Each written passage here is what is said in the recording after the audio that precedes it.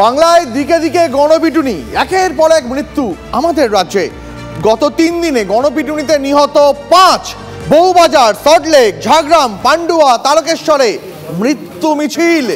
শুক্র, শনি, রবিবার পরপর 3 দিন গণপিটুনিতে মৃত্যু। কবে বন্ধ হবে গণপিটুনি? আইন হাতে তুলে নেওয়ার অধিকার দিল কে?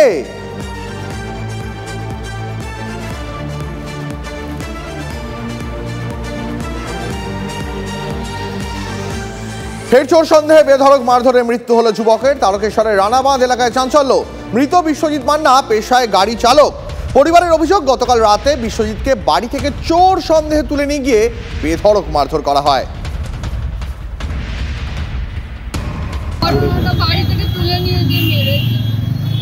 আপনার স্বামী কি বলে তুলে নিয়ে গেছিল? বলছে আমাদের লকার থেকে পয়সা চুরি করেছে, অথচ তো বাড়ি থেকে যায়নি।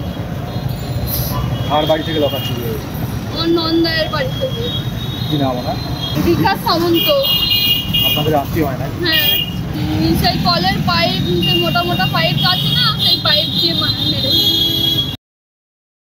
সম্পর্কে জামাইবাবু হয়, আর আমাদের পাশেই বাড়ি।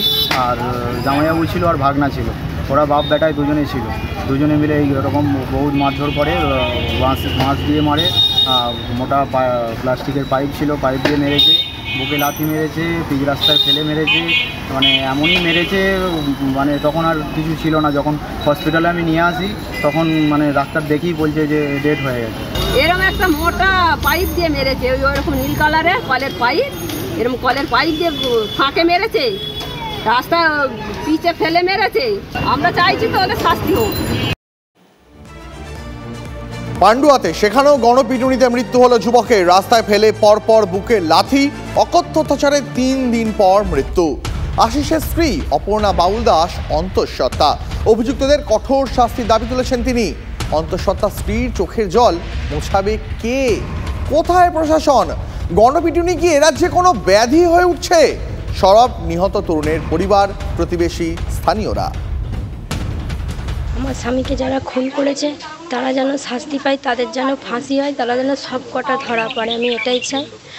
আমার পেটে বাচ্চা আছে, আমি কি অন্যায় করেছি, আমার বাচ্চা কি অন্যায় করেছে যে তার বাবাকে আর দেখতে পাবে না, আমি আমার স্বামীকে আর কাছে পাবো না? আমরা কি দোষ করেছিলাম? আমার ভাইয়ের সাথে যেটা ঘটলো, হ্যাঁ, সেটা তো একদমই মানে নৃশংসভাবে, মানে খুবই খারাপ একটা ঘটনা।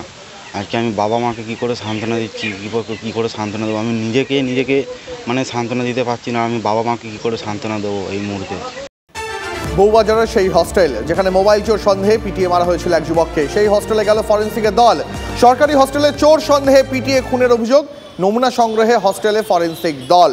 রক্তের নমুনা মিলেছে, পাওয়া গেছে ব্যাটের ভাঙা টুকরো, জানালেন ফরেন্সিক দলের সদস্য।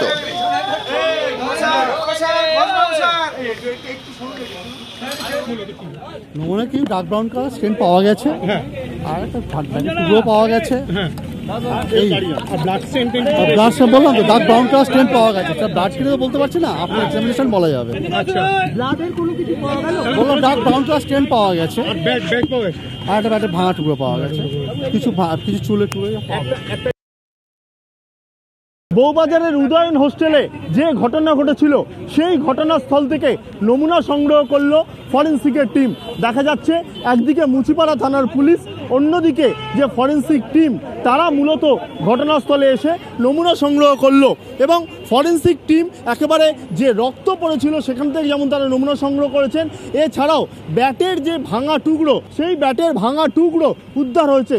স্বাভাবিকভাবেই এই ঘটনায় যেমন 14 জন গ্রেপ্তার হয়েছে, তার পাশাপাশি ফরেন্সিকের টিম একেবারে নমুনা সংগ্রহ করে, অর্থাৎ যে বিষয়টা যে একেবারে নমুনা সংগ্রহ করে যে তথ্য অনুসন্ধান তা কিন্তু চালিয়ে যাচ্ছেন। স্বাভাবিকভাবেই একটা বিষয় যে একেবারে ঘটনাক্রম তা এখনও স্পষ্ট হয়নি, এবং সেই জন্যই একদিকে জিজ্ঞাসাবাদ, অন্যদিকে ফরেন্সিক এবং পারিপার্শ্বিক তথ্য প্রমাণ অনুসন্ধান করছেন কলকাতা পুলিশ। ক্যামেরায় অভিজিতের সঙ্গে সুশোভন, TV9 বাংলা, কলকাতা। দিকে দিকে গণপিটুনি, আইন হাতে তুলে নেওয়ার এত সাহস হয় কি করে? কি করছে প্রশাসন? গণপিটুনি নিয়ে রাজনীতি সরগরম। আজকে পশ্চিমবঙ্গে আইন শৃঙ্খলার যে অবনতি ঘটছে তার পরিণতি হচ্ছে এখানেও গণপ্রহারে মৃত্যু হচ্ছে। গণপ্রহারে মৃত্যু মানে আইন মানুষ নিজের হাতে তুলে নিচ্ছে। কালকে আপনার আমার উপরেও গণপ্রহার হতে পারে, আমার আপনারও গণপ্রহারে মৃত্যু হতে পারে। অর্থাৎ এই পশ্চিমবঙ্গে আইন নেই, তাই মানুষ নিজে হাতে যারা ইচ্ছা করছে তারা মনে করছে আইন তারা নিজে হাতে তুলে নিয়ে যা খুশি তা করতে পারে এবং সেই আইনের সাজা মৃত্যু হতে পারে। তাহলে আগামী দিনে কোর্ট, সরকার, প্রশাসন, পুলিশ থাকার মানেটা কি? যেখানে ঘন ঘন পশ্চিমবঙ্গ আজ গণপ্রহারের মৃত্যুর ঘটনার একের পর এক খবর প্রকাশ পাচ্ছে।